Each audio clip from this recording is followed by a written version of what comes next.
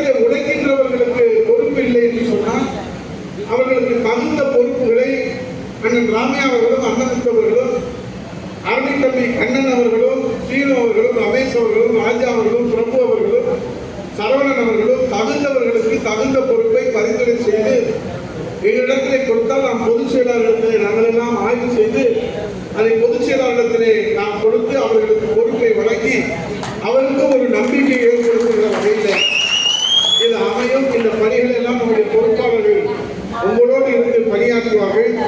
5வது தீர்மானம் மிக முக்கியமான தீர்மானம். அதற்காக ஏற்கனவே நம்முடைய ஒன்றிய செயலாளர்கள் இது போன்ற ஒரு படிவங்களை கொடுத்திருப்பார்கள். கொடுக்கவில்லை என்றாலும் இப்போது அவரிடத்தில் கொடுக்கப்பட இருக்கிறது.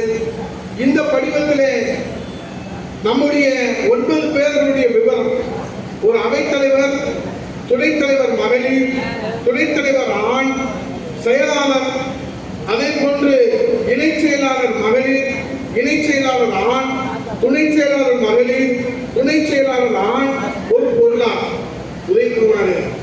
இந்த 9 பேர்களே எங்களுக்கு தெரியாது, இதற்கு வாஸ்து காட்டியப்பா அப்படின்னு நீங்க நினைக்க கூடாது. ஏற்கனவே பொறுப்பில் இருப்பவர்கள் அவர்களுக்காக கொடுக்கப்படுகிற படிவம் அல்ல. நான் உழைப்பதற்கு தயார், என்னை நீங்கள் அங்கீகரிப்பதற்கு தயாரா என்று கேட்டு காத்துக் கொண்டிருக்கிற அந்த இளம் சிங்கங்களுக்கும் அந்த அர்ஜுனங்களுக்கும் நீங்கள் வாய்ப்பை வழங்க வேண்டும். இதை யார் பரிந்துரை செய்ய வேண்டும் என்பது இங்கே கீழே கொடுக்கப்பட்டிருக்கிறது. ஒவ்வொரு கிளையிலும் அந்த கிளை செயலாளர், அந்த பூத்திலே 2 கிளை செயலாளர் 3 கிளை செயலாளர் இருந்தால் அந்த 3 பேர்களுமே சேர்த்து அந்த வாக்குச்சாவடியிலே 9 பேர்களை முத்து முத்தாக 45 வயதுக்கு கீழே ஆழ்கடலிலே மூழ்கி முத்தெடுப்பதை போல அந்த சொக்க தங்கங்களை நீங்கள் கண்டெடுத்து கொடுத்தால் உறுதியாக சொல்லுகிறேன், நிச்சயமாக சொல்லுகிறேன், புரட்சி தமிழையா எடப்பாடியார் வகுத்து கொடுத்த இந்த தேர்தல் வியூகத்தை வெற்றிகரமாக நிறைவேற்றுகிற முதல் ஒன்றியம் தமிழ்நாட்டிலே கல்விக்குடிய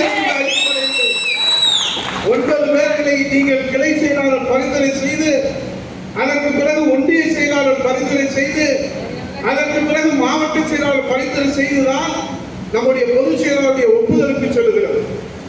ஆகவே நம்முடைய அன்னை தம்பிமார்கள் கிளைக்கழகத்துடைய செயலாளர்களை இதை கேட்டு வருகிற போது இருங்கள் இப்போதே பூர்த்தி செய்து தருகிறேன் என்று வீட்டில் இருக்கிற நம் பிள்ளைகளை எழுதி கொடுத்து விடக்கூடாது. அந்த தெருவிலே அந்த வாக்குச்சாவடியிலே இருக்கக்கூடிய 1000 வாக்குகள், 700 வாக்குகள், 900 வாக்குகள், 800 வாக்குகள் என்று சொன்னால் அதை பாரபட்சம் இல்லாமல் அங்கிருந்தாதபடி எங்கும் நினைத்ததை போல எல்லோரும் இடம்பெறுகிற வகையிலே இந்த படிவத்தை பூர்த்தி செய்ய வேண்டும். இந்த படிவத்தை பூர்த்தி செய்வது என்பது இதை சாதாரணமாக நீங்கள் நினைத்து விடாதீர்கள். இனி தமிழ்நாட்டுடைய தலைவியை நிர்ணயிக்க போகிற படிவம் தான் இந்த வாக்குச்சாவடி கிளைக்கழகம். இதுவரை எந்த கட்சியிலும் அமைத்தது இல்லை. வாக்குச்சாவடியிலே கமிட்டி குழு அமைப்பார்கள். ஆனால் கிளைக்கழகம் என்று சொன்னால் என்ன அர்த்தம்? இனி தேர்தலில் மட்டுமல்ல, ஆண்டு முழுவதும் இந்த 9 பேர்கள் அந்த படியை செய்ய வேண்டும் என்ற அடிப்படையிலே தான் இந்த வாய்ப்பை பொதுச் செயலாளர் அவர்கள் வழங்கி இருக்கிறார். ஆகவே இதை நிறைவேற்றி தருவீர்கள் என்கிற நம்பிக்கை இருக்கிறது. ஏனென்று சொன்னால் நாங்களே ஒவ்வொரு வாக்குச்சாவடியாக வருவோம். இங்கே இருக்கிற பொறுப்பாளர்கள் வருவார்கள், நாங்கள் வருவோம். நீங்க அங்க கொடி கட்ட தேவையில்லை, மைக் செட் போட தேவையில்லை. உங்க வீட்டில் இருக்கிற சேர் 9 எடுத்து அதுக்குள்ள போட்டு மரத்தடிக்கு அடியில உட்கார்ந்துருந்தீங்கன்னா நாங்க நேரம் வருவோம், உங்களோட உட்காருவோம், ஒரு போட்டோ எடுத்துக்கிடுவோம். அந்த கிளை செயலாளரோட அந்த 9 பேரோட அது ஒரு நாளைக்கு 10 வாக்குச்சாவடியோ 15 வாக்குச்சாவடியோ நம்முடைய ஒன்றிய கழகத்துடைய செயலாளர்கள் என்ன சொல்லுகிறார்களோ அதன்படி நாங்கள் நேரிலே வருவோம். உங்களோடு அந்த இளம் சிங்கங்களோடு கலந்துரையாடி தேர்தலில் நாம் எப்படி பூத்திலே தேர்தல் பணி ஆற்ற வேண்டும் என்கிற பயிற்சியை வழங்க இருக்கிறோம். அதை மொத்தமாக இது போன்ற மண்டபங்களிலே தேர்தல் காலத்திலே நாம் மேற்கொள்ள இருக்கிறோம். அந்தந்த வாக்குச்சாவடிக்கே சென்று அந்த ராணுவ வீரர்களுக்கு, சிப்பாய்களுக்கு நாம் பயிற்சி வழங்க இருக்கிறோம். ஆகவே இதை செய்து தருவீர்கள் என்கிற நம்பிக்கை எங்களுக்கு இருக்கிறது என்பதை சொல்லி 16 தீர்மானங்கள் இன்றைக்கு முத்துவேல் கருணாநிதி ஸ்டாலின் முதலமைச்சர் அவர்கள் ஈரோட்டிலே போய் பேசியிருக்கிறார்கள். நம்முடைய புரட்சி தமிழர் ஐயா எடப்பாடியார் அவர்களை பார்த்து காலி பாத்திரம் உருளுகிற எதை சொல்லியிருக்கிறார் தெரியுமா? சட்டமன்றத்திலே புரட்சித் தமிழர் ஐயா எடப்பாடியார் அவர்கள், மாண்புமிகு எதிர்க்கட்சி தலைவர் அவர்கள் 2 நாட்கள் தான் சட்டமன்றம் நடந்தது. ஆனால் 2 நாட்களிலே இன்றைக்கு புரட்சித் தமிழர் ஐயா எடப்பாடியார் அவர்கள் எடுத்து வைத்த அந்த வாதங்கள் நம்முடைய அர்ஜுனன் வில்லிலிருந்து புறப்படுகிற அம்பை போல ஆளுகிற கட்சியை தொலைத்தெடுத்த காரணத்தினாலே அதிலிருந்து அவர்களால் இன்னும் மீண்டு வர முடியவில்லை. டங்ஷன் பிரச்சனை, முல்லை பெரியாறு பிரச்சனை, இங்கே மழை வெள்ளத்தால் பாதிக்கப்பட்ட மக்களுக்கு நிவாரணம் என்று புரட்சித் தமிழர் ஐயா எடப்பாடியார் எடுத்து வைத்த அந்த வாதங்களை எதிர்கொள்ள முடியாமல் திக்கி திணறி சின்னாபின்னமாகி போன ஆளுகிற கட்சியை முதலமைச்சராக இருக்கிற முத்துவேல் கருணாநிதி ஸ்டாலின் அவர்கள் இன்றைக்கு அரசு விழாவிலே அங்கே அவர்கள் மேடை அமைத்து, அரசு செலவிலே மேடை அமைத்து எதிர்கட்சி தலைவரை வசைபாடுகிறார் என்று சொன்னார்.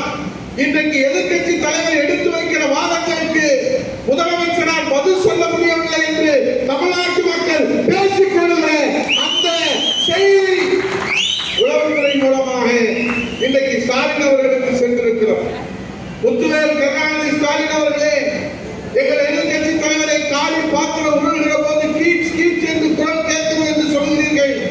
நேற்று நீங்கள் ஈரோடு பேசிய இந்த மக்கள் என்ன பேசிக் கொள்கிறார்கள் தெரியுமா? காலி தகரட்டப்பா எழுப்புகிற ஓசை தமிழ்நாட்டிலே எந்த தரணியும் தராது என்று சொல்கிறார். ஆகவே காலி இன்றைக்கு தகரட்டப்பா எத்தனை ஓசைகள் எழுப்பினாலும், சத்தங்கள் எழுப்பினாலும், அவதூறுகளை எழுப்பினாலும், புழுதிவாரி தூற்றினாலும் இனியும் உங்கள் பொய் மூட்டைகளை அவிழ்த்து விட முடியாது. உங்கள் முதுகிலே அழுக்கு மூட்டைகளை, பொய் மூட்டைகளை வைத்துக் கொண்டு சாமானிய முதல்வராக சரித்திரம் படைத்த புரட்சித் தமிழர் ஐயா எடப்பாடியார் மீது செற்று மாறி வீசி அவதூறு பரப்ப நீங்கள் முயற்சித்தால் இந்த தாய் தமிழ்நாட்டு மக்கள் 8 கோடி மக்கள் பாதுகாப்பாளராக புரட்சித் தமிழர் ஐயா எடப்பாடியாருக்கு இன்றைக்கு நம்பிக்கை பெறுவதாக இருக்கிறார். ஆகவே இது முடிந்து போன வரலாறு, திமுக முடிந்து போன வரலாறு. அவர்கள் ஏன் தெரியுமா 200 தொகுதி 234 தொகுதி என்று சொல்கிறார்கள். இப்படித்தான் 2006 11 வரை சொன்னார்கள். 2006 11 வரை சொன்னார்கள். சொன்னவர்கள் என்ன ஆயிற்று? தேர்தல் வந்தது. அம்மா தேர்தல் களத்தை சந்தித்தார். அனைத்து இந்திய அண்ணா திராவிட முன்னேற்ற கழக தொண்டர்களாக நீங்கள் களத்தில் நின்றீர்கள்.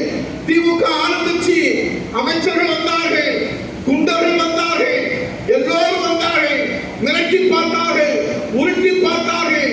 ஆனால் நடந்தது என்ன? மக்கள் தீர்ப்பு, மகேசன் தீர்ப்பு. 2011 புரட்சித் தலைவி அம்மா முதலமைச்சர், திமுக எதிர்கட்சி அந்தஸ்தை கூட இழந்து 3வது இடத்திற்கு தள்ளப்பட்டது. இதுதான் வரலாறு.